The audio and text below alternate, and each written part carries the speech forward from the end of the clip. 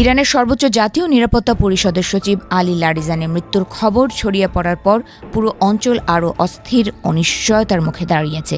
এই ঘটনাকে কেন্দ্র করে তাসনিম নিউজ এজেন্সির প্রতিবেদনে যে চাঞ্চল্যকর তথ্য উঠে এসেছে তা যেন এক মহাপ্রলয়ের পূর্বাভাস। পবিত্র রমজান মাসের ভোরে তেহরান কেঁপে ওঠে ভয়াবহ বিস্ফোরণে। ইরানের প্রভাবশালী নিরাপত্তা প্রধান আলী লারিজানি এবং তার পুত্র মোর্তাজা লারিজানি ইসরায়েলি হামলায় মৃত্যুবরণ করেছেন। এই খবরটি নিশ্চিত হওয়ার পরপরই ইরানের রাজপথে নেমে আসে হাজারো মানুষ। ইরানও বসে থাকার পাত্র নয়। তাসনিম নিউজের বিশ্লেষণ অনুযায়ী তেহরানের বিদ্যুৎ অবকাঠামোতে ইসরায়েলি হামলার মোক্ষম জবাব দিতে তারা এখন মরিয়া। ইরানের সামরিক থিঙ্ক ট্যাঙ্কগুলো ইতোমধ্যে ইসরায়েলের 5টি প্রধান বিদ্যুৎ কেন্দ্রকে তাদের সম্ভাব্য লক্ষ্যবস্তু হিসেবে চিহ্নিত করেছে। এই কেন্দ্রগুলো ধ্বংস হওয়ার অর্থ হল পুরো ইসরায়েলের অর্ধেক বাতি চিরতরে নিভে যাওয়া। তালিকার শীর্ষে রয়েছে হাদেরার কাছে অবস্থিত Orot Rabin steam power plant. 2590 megawatt উৎপাদন ক্ষমতা সম্পন্ন এই দানবীয় কেন্দ্রটি ইসরায়েলের বিদ্যুৎ ব্যবস্থার মেরুদণ্ড। ইরানি জেনারেলদের মতে এই কেন্দ্রটিতে একটি নির্ভুল আঘাত পুরো ইসরায়েলি গ্রিডকে তাসের ঘরের মতো ভেঙে দিতে সক্ষম।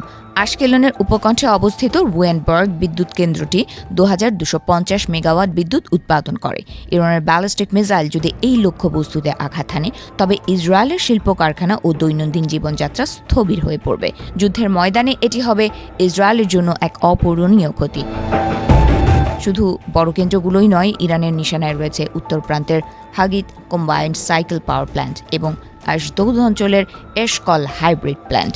এর পাশাপাশি কিরিয়াত মেলাখির হারুভিত বেসরকারি বিদ্যুৎ কেন্দ্রটিও এখন চরম ঝুঁকির মুখে।